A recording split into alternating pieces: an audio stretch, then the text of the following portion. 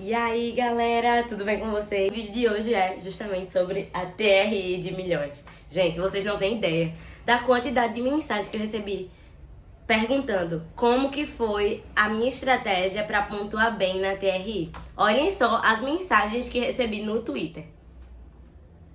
Isso mesmo, olhem. Isso mesmo, olhem as mensagens que eu recebi. Então, gente, vamos lá. Creio que no decorrer desse vídeo eu acabe falando umas coisas bem óbvias para quem já tá fazendo o Enem há um tempo.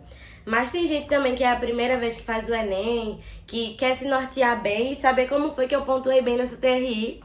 Ao total, eu tive 118 acertos na prova do Enem. E tive uma nota suficiente para passar no curso de medicina, na UFPE, que é onde eu tô cursando medicina. Eu consegui ficar com a média, com o peso da faculdade, 759,22.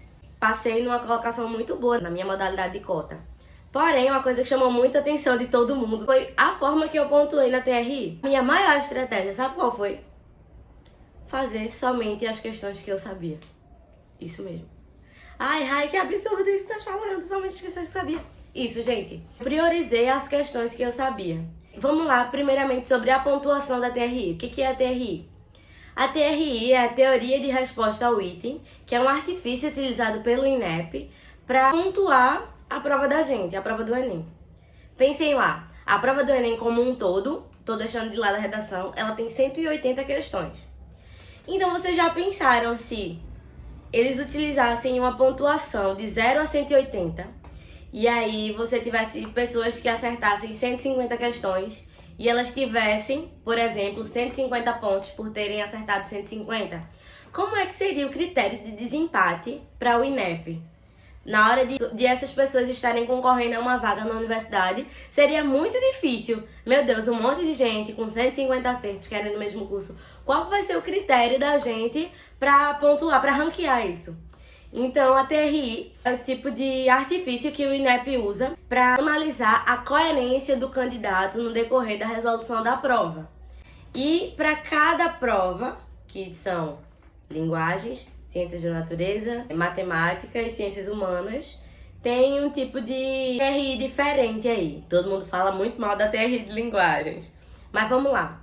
Qual foi a minha maior estratégia? A minha maior estratégia foi fazer somente as questões que eu sabia. Mas peraí, calma. Não é bem assim. Não foi somente isso. Eu acho que para você pontuar bem na TRI, você precisa de um conjunto de estratégias. No decorrer do ano, conforme você vai realizando simulados, resolvendo exercícios, eu acho que fica bem melhor de você manipular o seu tempo e saber o quanto que você vai demandar para cada questão. O Enem, ele segue bastante um padrão de questões, de cobrança de determinados assuntos, e eu vou dizer para vocês o que eu, Rayane, fiz. Eu tinha dificuldade em algumas matérias, alguns assuntos, né, de algumas matérias. E acho que a reta final foi primordial para eu acertar aí as minhas ideias de como manipular melhor o meu tempo. Eu estudei no decorrer do ano.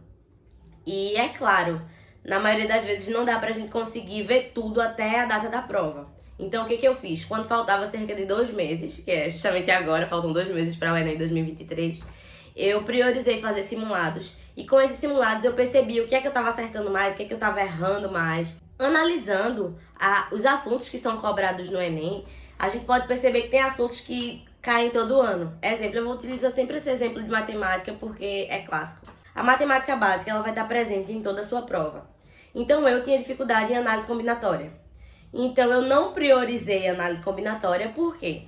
Porque é o tipo de questão que normalmente a massa das pessoas que fazem o Enem erra e é o que pontua menos. A matemática básica, por ser o tipo de questão que as pessoas normalmente tendem a acertar mais, é o tipo de questão que pontua melhor. Então, na TRI, o que importa, assim, é óbvio que você vai buscar acertar o máximo de questões possíveis. Porém, qual foi a minha estratégia no decorrer das provas? Foi priorizar primeiro fazer as questões fáceis. Eu tô falando do segundo dia de prova, que é o dia de matemática e natureza. Eu comecei por matemática e eu comecei pelas questões fáceis, que eu tava ali fazendo bem de boa. Ia fazer uma questão, já lia o enunciado, dizia, não, acho que essa é fácil, essa eu sei. Essa eu acho que eu não vou perder muito tempo nela, então eu ia lá e fazia. Aí, seguindo a ordem, né, eu via, eita, essa tá mais difícil, então eu vou pular e vou pra próxima mais fácil. Então, uma dica é, não faça de acordo com a ordem que é estabelecida lá na prova. Você vai escolhendo as questões mais fáceis. Então, depois que eu já tinha feito cerca de 15 questões, que eu considerava mais fáceis, eu fui para outra prova, que é a prova de natureza, e utilizei da mesma estratégia. Fui fazendo as fáceis, pelo menos assim, entre 12 e 15 mais fáceis. Depois disso, voltei para matemática para fazer as questões medianas. Fiz as medianas e tudo mais. Depois, voltei para natureza, fiz as medianas. Certo, agora bora para as difíceis. Nas questões difíceis de matemática, você pode perceber que tem questões que tem textos gigantescos. Tem questões que você vê, meu Deus. Confesso, teve questão que eu fiquei, essa questão não tem como. Não tem como, não tem pra onde ir.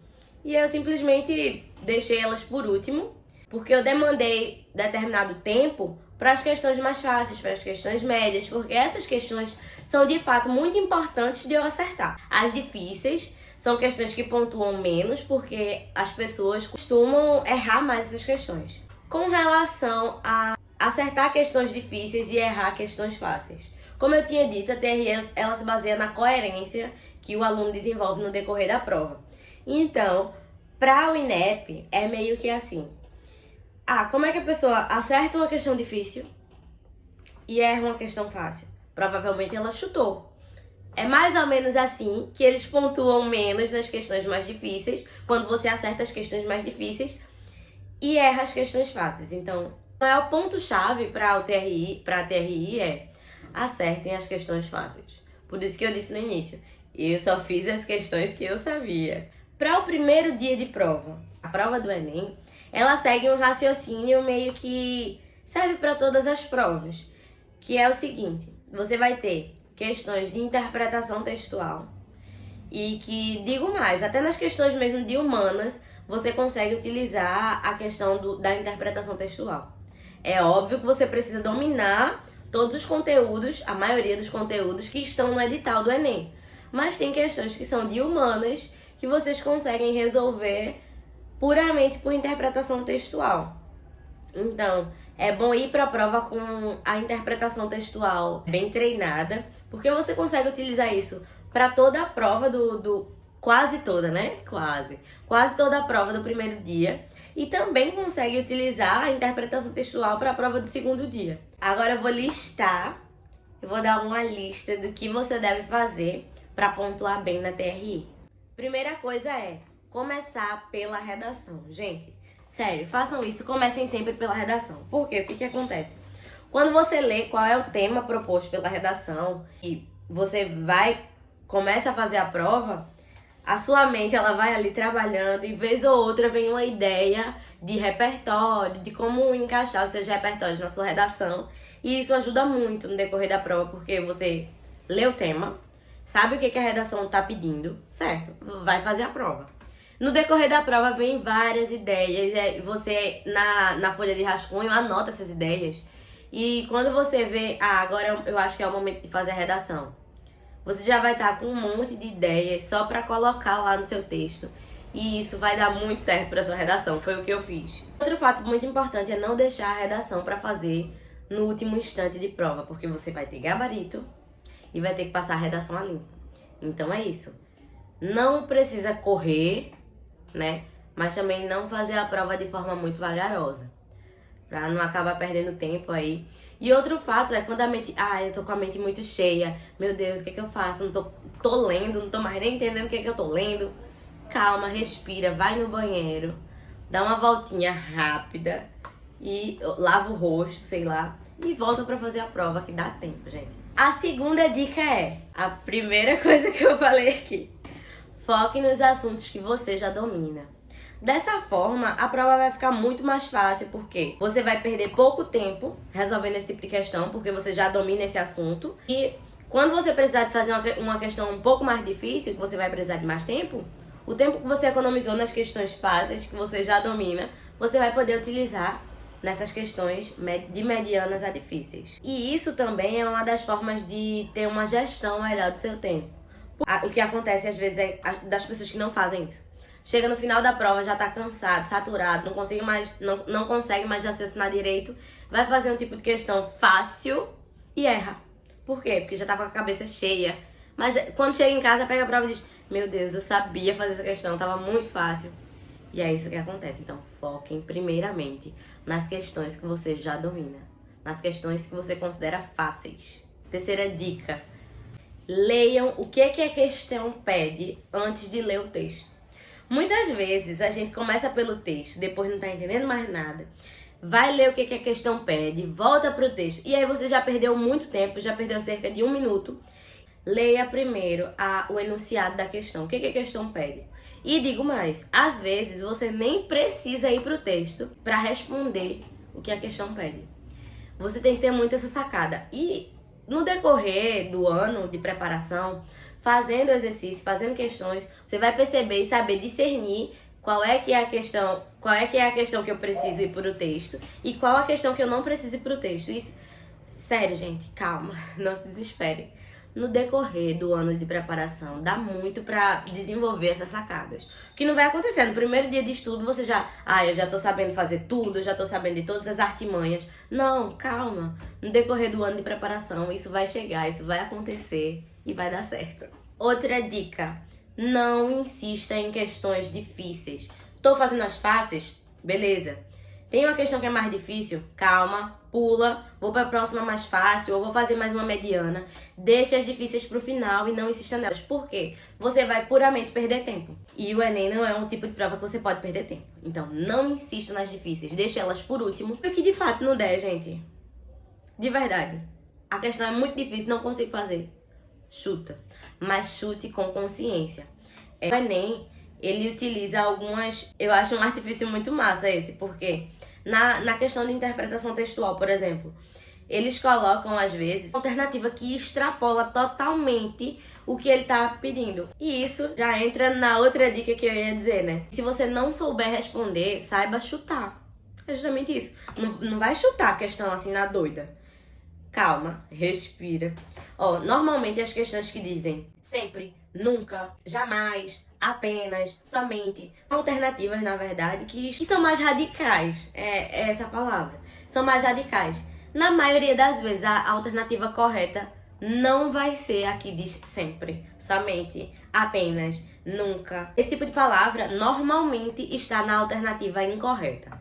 E o Enem sempre pede a alternativa correta. Então, gente, nos meus outros vídeos eu até tinha dito isso. Não existe fórmula-chave, fórmula perfeita que sirva para todo mundo. Confio muito, assim, na ideia de que no decorrer do ano de preparação, a gente vai se descobrindo, né? Descobrindo como estudar, como responder questão, como administrar melhor o tempo. E, assim, as dicas que eu tô dando pra vocês é o que eu utilizei no meu ano de preparação, que eu utilizei na minha prova.